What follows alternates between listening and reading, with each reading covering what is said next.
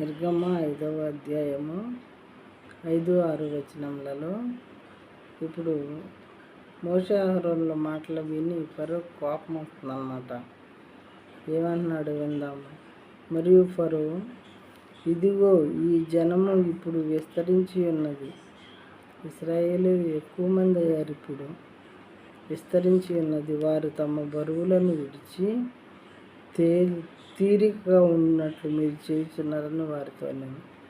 మీరెదురొచ్చి వాళ్ళు పనిచేయకుండా తీరికగా ఉండేలాగా చేస్తున్నారు వాళ్ళని. ఆ దినమున ఫరో ప్రజలపైనున్న